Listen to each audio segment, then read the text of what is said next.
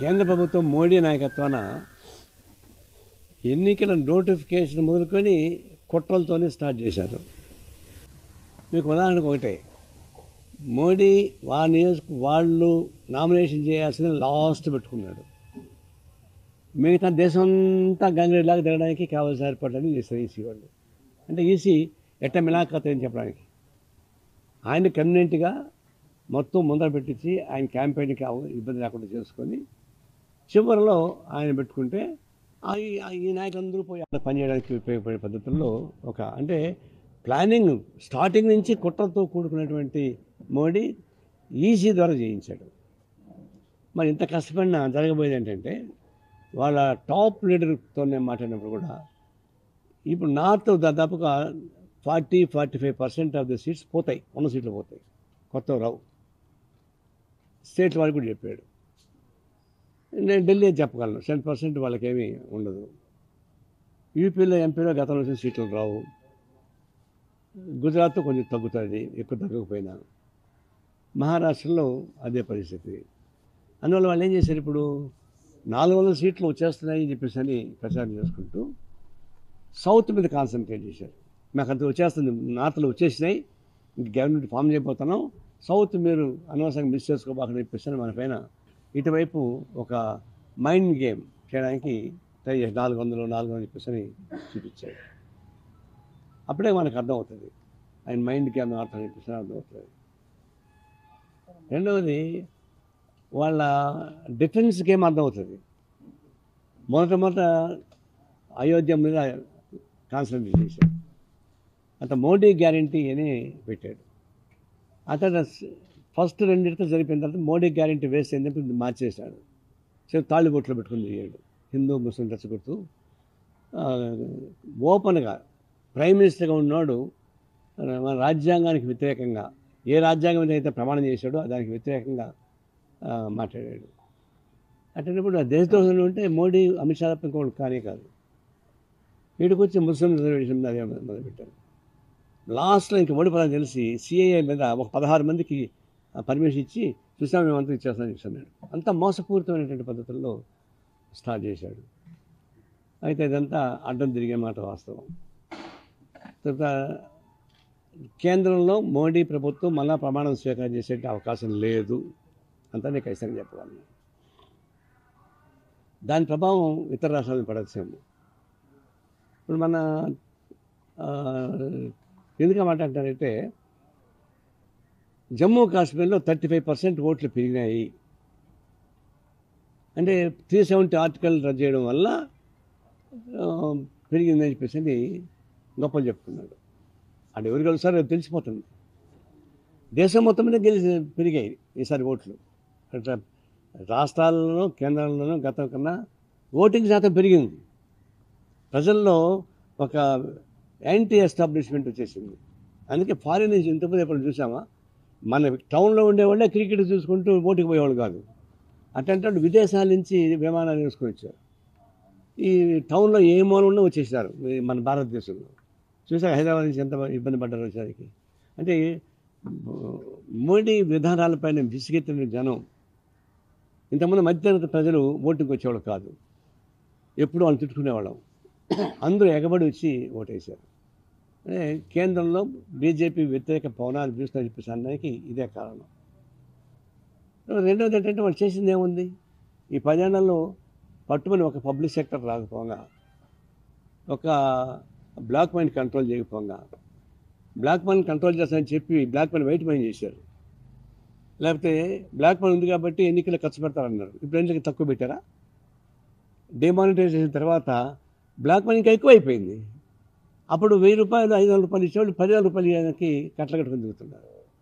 అసలు ఇవన్నీ కూడా ప్రజలు పనిచేసింది. పబ్లిక్ సెక్టర్ రాలేదు, బ్లాక్ మనీ పోలేదు, తర్వాత దోపిడీ పెరుగుతూ ఉంది, అవినీతి పెరుగుతూ ఉంది. తర్వాత హోల్సేల్ అవినీతి. నేను నిస్వార్థపడు, నాకేం 3 కోట్ల రూపాయలు ఆస్తుంది, ఒక కారు కూడా లేదు అంటే ఎందుకు? అదాని కార్లా నీ కార్లే కదా, అదాని బంగ్లా నీ బంగ్లాలే కదా, నీకు సొంత బంగ్లా ఎందుకు ఉండాలా? కట్టమల్సి రామన్న గారు చెప్పేవాడు, ఏమైనా నువ్వు పెళ్లి చేసుకోవడంటే, when milk is available in the market why should I purchase cow అని అంట. అంటే పాలు మార్కెట్ దొరుకుతున్నప్పుడు ఆవుతో నాకేం పనయా, దాన్ని మళ్ళీ ఆవు పంచుతాం పేడ పెట్టుకోవాలని చెప్పేసి అట్లా మోడీకి ఇల్లు లేకపోతే అదాని ఇండ్లు ఉన్నాయి, బంగ్లాలు ఉన్నాయి, అదాని కార్లు ఉన్నాయి, ఇంక మిగతా ఏమి అక్కడ నుంచి ఇల్లు నాకు అది వేరే విషయం. ఎందుకంటే కట్టుకునే పిల్లలు వదిలేసాడు కదా. ఇంత నాటకాలు ఆడడం ఏంటి? నీ పీరియడ్లోనే కదా 16 లక్షల కోట్ల రూపాయలు ఎగ్గొట్టి 29 మంది భారతదేశం వదిలిపెట్టి కెనడాలో లండన్లో ఉండేది ఎవరు?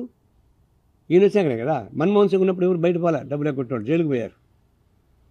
ఈయన వచ్చినప్పుడు 29 మంది బయటికి వెళ్ళారు. అంతా ఒక విజయమాల్య తప్ప అంతా గుజరాత్ వాళ్ళే. ఒక విజయమాల్య ఒకడే బయట వాడు. అవంతా నీ అవినీతి కదా, మోడీ అవినీతే అవన్నీ. అదే హోల్సేల్ అవినీతి మీది. లక్షల కోట్ల రూపాయలు ఎగ్గొట్టి వాళ్ళని కాపాడుతూ ఉంది. ఇక్కడ ఇంకొక ఇద్దరు ఉన్నారు మీకు దత్తపుత్రులు.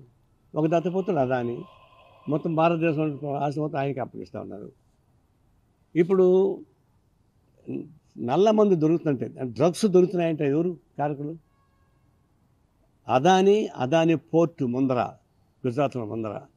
ఆడికి ప్రపంచంలో అన్ని చోట్ల ఆడికి వస్తాయి. ఆఫ్ఘనిస్తాన్ నుంచి, పాకిస్తాన్ నుంచి మొత్తం ఆడికి వస్తాయి. అక్కడి నుంచి మొత్తం ఎక్స్పోర్ట్ చేస్తున్నాడు. అందుకే వాడు ఏం చేస్తున్నాడంటే సముద్ర తీర ప్రాంతంలో మొత్తం పోర్టు లాగేసుకుంటున్నాడు. గంగవరం పోర్టు తీసుకున్నాడు, కృష్ణపట్నం పోర్టు తీసుకున్నాడు, కారేకల్ పోర్టు తీసుకున్నాడు, కేరళలో పోర్టు తీసుకున్నాడు. అంటే మొత్తం పోర్టు వాడు తీసుకుంటాడు. సముద్రంలో ఎంత ప్రయాణం చేసి పట్టుకోలేరు కదా, స్మగ్లింగ్ రోడ్డు మీద పోతే పట్టుకుంటారని. కాబట్టి ఆయనకి దత్తపుత్రులు ఉంటే ఇప్పుడు 29 కాదు 30 మంది అదాంతో పోల్చుకుంటే. అలీబాబా 30 దొంగలలాగా మోడీ 30 దొంగల వీళ్ళు. ఇవన్నీ చూసిన తర్వాత ప్రజలు అర్థం చేసుకున్నారు, దేవుడి పేరు చెప్పుకొని మోసం చేస్తాం అని చెప్పేసి వ్యతిరేకించారు. కాబట్టి గ్యారంటీగా భారతదేశంలో అందరూ రాజ్యాంగాన్ని కాపాడాలనేటువంటి తత్వం వచ్చిన తర్వాత ప్రజలందరూ కూడా ఈ రాజ్యాంగం పోతుంది, మార్చేస్తారు అనేది తెచ్చిపెట్టేశారు. నిజంగా గెలిచిన తర్వాత ప్రమాదం వచ్చేదే. ఇప్పటికే ప్రెసిడెంట్ ఆఫ్ ఇండియా మొత్తం డంపింగ్ చేసేసాడు కదా, ఈసీని డంపింగ్ చేశాడు కదా. భారతదేశానికి మంచి శుభ పరిణామం వస్తుంది. దేశం మొత్తం మీద భారతీయ జనతా పార్టీ ఆధ్వర్యంలో వచ్చేటువంటి అధికారం లేదు. ఇప్పుడు రాష్ట్రాలు మన దక్షిణ రాష్ట్రాలను చెప్పారు. కేరళలో కానీ తమిళనాడులో కానీ, తమిళనాడు ఓట్లు వస్తే కొంచెం పెరగదు తప్ప సీట్లు వచ్చే అవకాశం లేదు. కర్ణాటకలో ఉన్న సీట్లు పోతాయి. ఆంధ్రప్రదేశ్లో టీడీపీ దయవల్ల వస్తే 1-2 వస్తే ఒకటి వచ్చే అవకాశం ఉంది పార్లమెంట్. తెలంగాణలో ఒక 3-4 సీట్లు రావచ్చు. ఇప్పుడు 4 ఉన్నాయి, 4-3 రావడానికి అవకాశం ఉంది. కాంగ్రెస్ పార్టీ ఇంకొంచెం జాగ్రత్తగా ఇంకా అందరినీ కలుపుకొని ఒంటెత్తి పోకలు లేకుండా చేస్తే ఇంకా బాగా. అంటే కరుణానిధి, డిఎంకే స్టాలిన్, ఒక మాట చెప్పండి, భారతదేశం మొత్తం మీదుగా స్టాలిన్, డిఎంకే నాయకత్వం స్టాలిన్ ఒకటే తమిళనాడులో అందరినీ కలుపుకొని చేశాడు. ఆ పద్ధతి కానీ కాంగ్రెస్ చేసి ఉంటే, స్టాలిన్ ఏ విధంగా అయితే అందరినీ కలుపుకొని ఒక మంచి ఫ్రంట్ ఏర్పాటు చేశాడో, జాతీయ స్థాయిలో కాంగ్రెస్ పార్టీ కూడా అంతే విశాల దృక్పథంతో అట్లాంటి ఫ్రంట్ గారిని పెట్టి ఉండి కలుపుకొని పనిచేసి ఉంటే ఈ పని గ్యారెంటీ చెప్పేసి ఉండొచ్చు, దెబ్బేసి. వాళ్ళు అక్కడ ఫెయిల్ అయ్యారు. అయినా జనం వాళ్ళు వద్దని ఓట్లు వాళ్ళకి వేస్తున్నారు ఇప్పుడు. ఎందుకంటే వాళ్ళు ఉండకూడదు, మోడీ లాంటి ఉండకూడదు అనిపిస్తుంది. ఆ విధంగా కాంగ్రెస్ వాళ్ళకి అధికారం రావచ్చు. ఇప్పుడు ఇక్కడ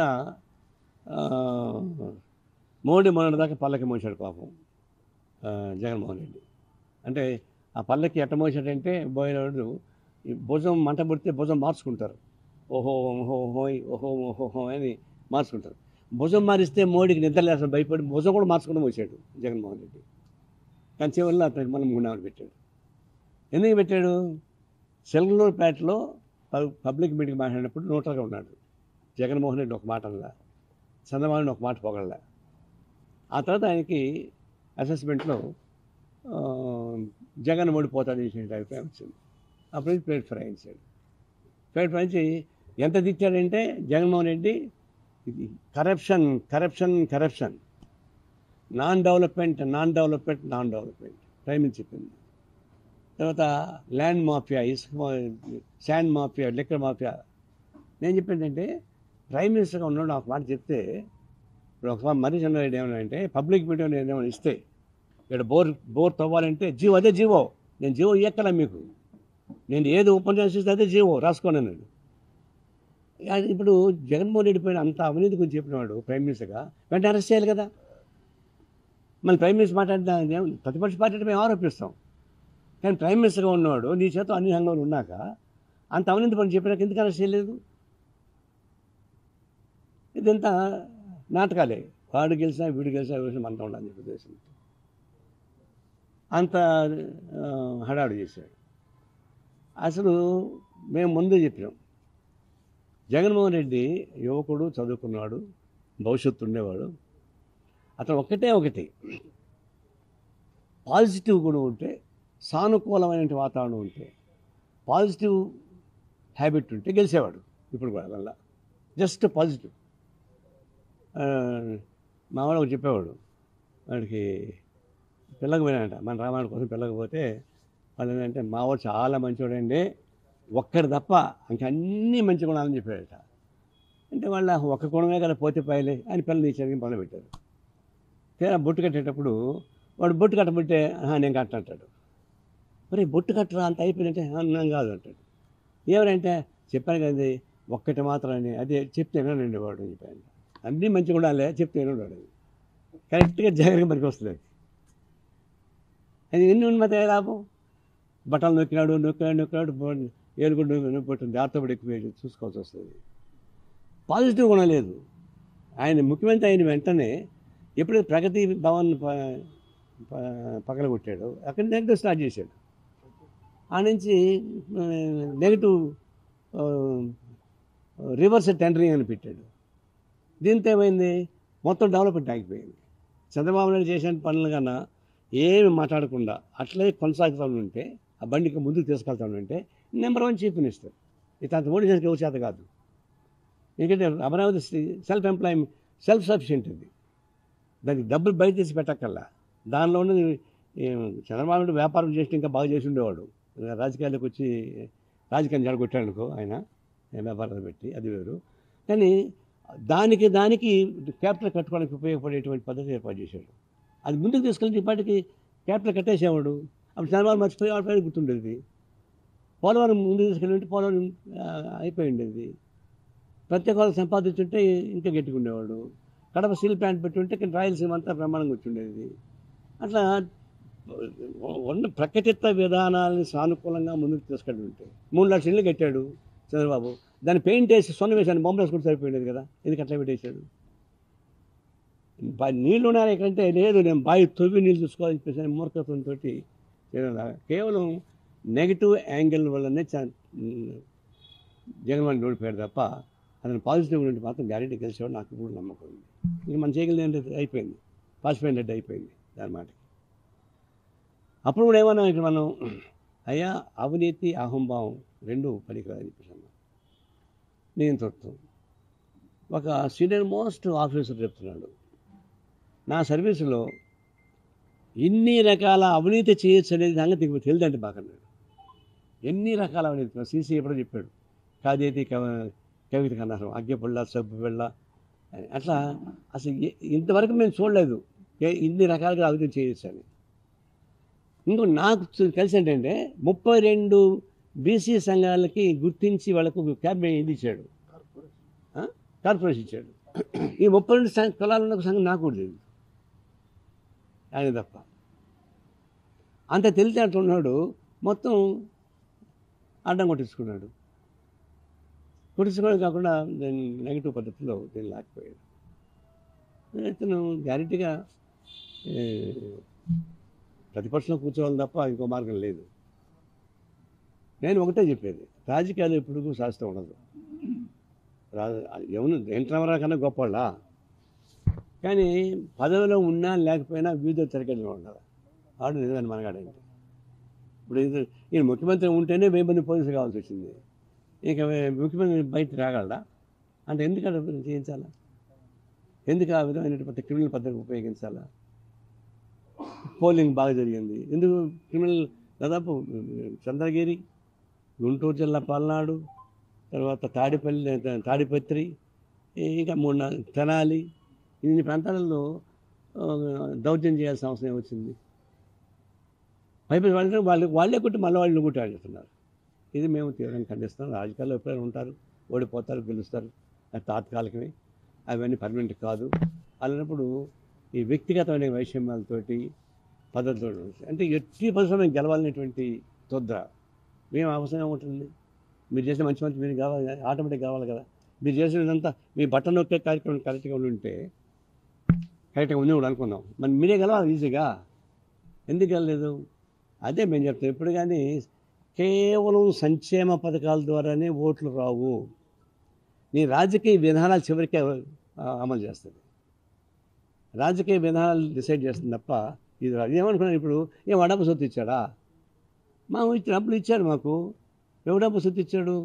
మన పనులు పెంచాడు ఇచ్చాడు, గ్యాస్ ధరలు పెంచాడు ఇచ్చాడు, చెప్పుల ధర పెంచాడు ఇచ్చాడు, గంట ధరలు పెంచాడు ఇచ్చాడు.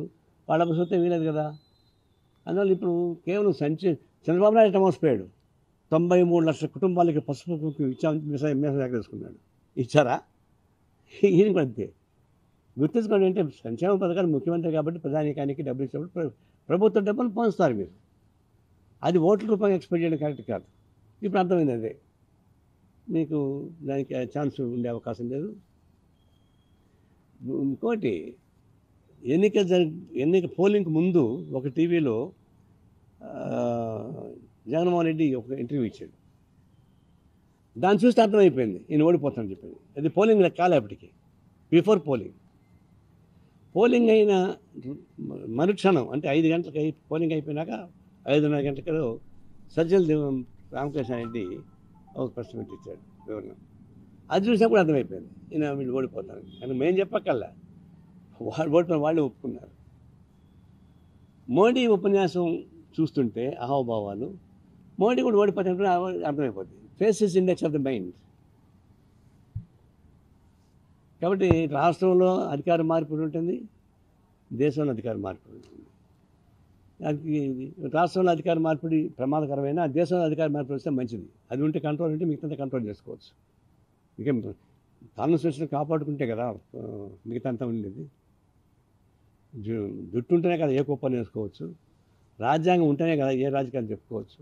రాజ్యాంగ వ్యవస్థ లేకపోతే ఏం చేస్తారు? ఆ విషయంలో మాత్రం కేంద్రంలో అలాంటి మార్పు వస్తుంది, శుభ పరిణామం జరుగుతుంది. రాష్ట్రంలో కూడా అదే శుభ పరిణామం జరుగుతుంది. శని ఉద్దేశం మిగతా జిల్లా మాట్లాడుకోండి.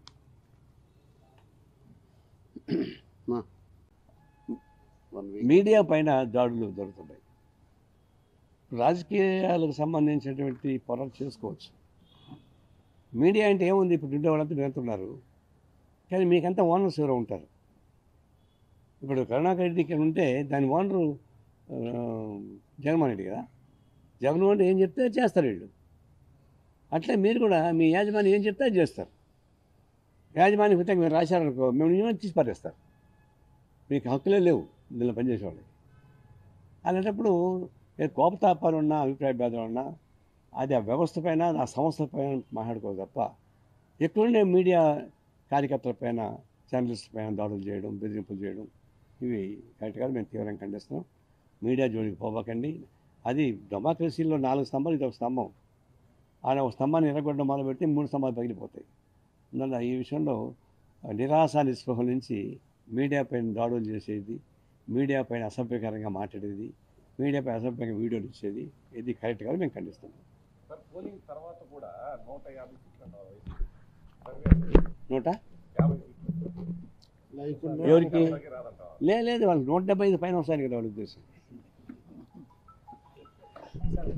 మోడీ నామినేషన్కి ఒక జాతర మాట జరిగింది. చంద్రబాబు కానీ, పవన్ కళ్యాణ్ కానీ, కొంతమంది ముఖ్యమంత్రులు అది ఇప్పుడు మోడీ ఓడిపోతాడని తెలుసు. మోడీ అంటే వాళ్ళు మోడీ గవర్నమెంట్ ఓడిపోతాడని తెలుసు. మోడీ గెలవచ్చు, అది వేరే. కాబట్టి ఇప్పుడు ఆయన షో పుట్టప్ చేయడానికి అందరినీ పెట్టుకున్నాడు. మొన్నటిదాకా ఆయన ఒకటే షో చేశాడు. ఫ్యాషన్ పీరియడ్లో ఎట్లయితే పెరిగినట్టు ఆ విధంగా. ఇప్పుడు ప్రొటెక్షన్ కోసం చంద్రబాబు నాయుడిని, పవన్ కళ్యాణ్ అందరినీ తీసుకెళ్తున్నాడు. వాళ్ళు కొంతమంది ఏమంటారంటే, నా చుట్టూ మీరు పడుకోండిరా, మీకు భయం అయితే మా చుట్టూ పడుకొని అంటారట. అంటే వీడికే భయం అంట. మోడీ భయపడి చంద్రబాబు నాయుడిని, పవన్ కళ్యాణ్ తీసుకుని మొదలుపెట్టినాడు. అసలు అందరికన్నా భయస్తాడు చంద్రబాబు నాయుడు భయస్తాడు అందరికన్నా. నాకు తెలుసు కదా సాయం సంగతి. అయితే దీన్ని బట్టి ఏంటంటే వీళ్ళు కూడా మరి బొంగంగా దండం పెట్టాల్సిన పని లేదు. సరే దండం పెడతారు, వాళ్ళ కర్మ అధ్యయనం చేసుకోండి. ఎప్పుడైతే జాతరలాగా చేసి కోడినెత్తి ఉల్లంఘించి జాతరలాగా చేసి షో పుటప్ చేసి అందరినీ పిలిపించుకుంటున్నాడు. అప్పుడే అర్థమైంది మోడీ ఆత్మరక్షణలో ఉన్నాడని. ఈరోజు ఓటింగ్ శాతం పెరగడానికి కారణం రాష్ట్రంలో జగన్మోహన్ రెడ్డి చెప్తున్నాడంటే సజ్జల రామకృష్ణారెడ్డి కానీ, పేర్ని నాని కానీ, జోగి రమేష్ కానీ, లేదంటే అంబటి రాంబాబు కానీ ఓటింగ్